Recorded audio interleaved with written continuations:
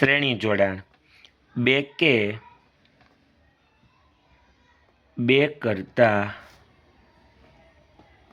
વધુ અવરોધને એવી રીતે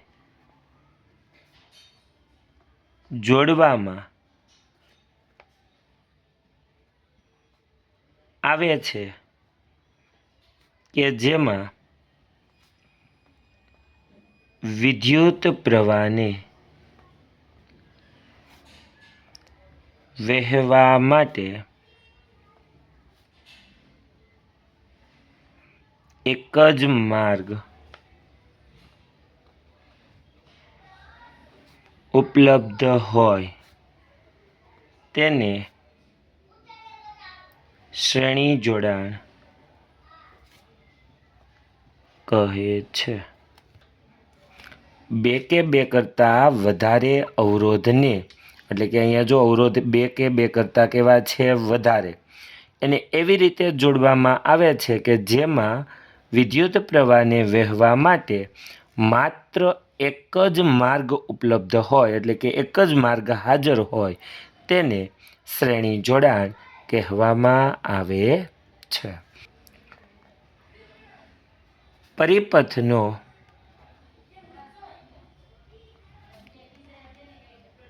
કુલ વિદ્યુત સ્થિતિમાન દરેક અવરોધના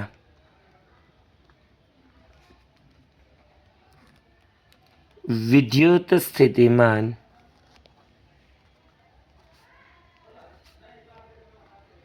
સરવાળા બરાબર હોય છે.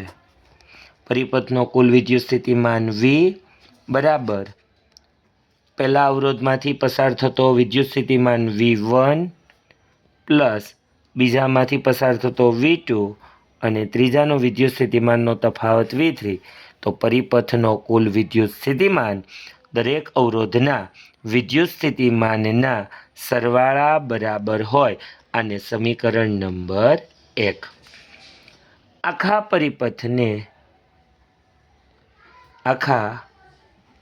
પરિપથને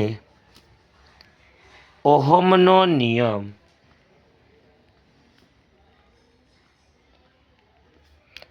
લાગુ પાડતા V બરાબર IR સમીકરણ નંબર 2. દરેક અવરોધ એટલે કે R1 R2 અને R3 દરેક અવરોધને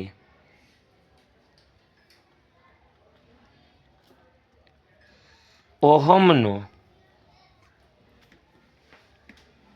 નિયમ લાગુ પાડતા V1 બરાબર IR1 V2 બરાબર IR2 અને V3 બરાબર IR3 સમીકરણ નંબર 3. દરેક અવરોધને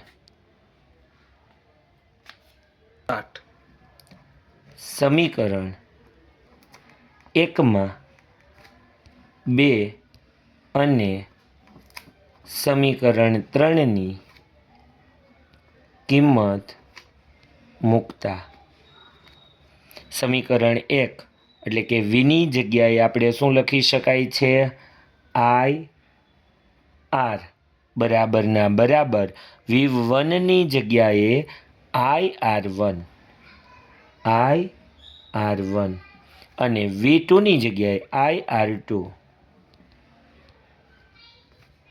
IR3 આઈને સામાન્ય લેતા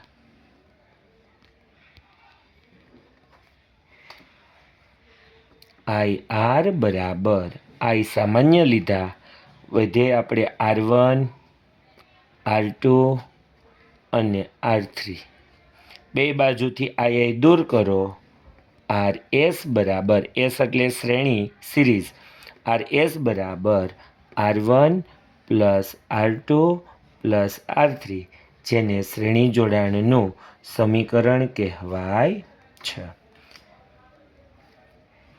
પરિપથમાં જોડવામાં આવતા મોટામાં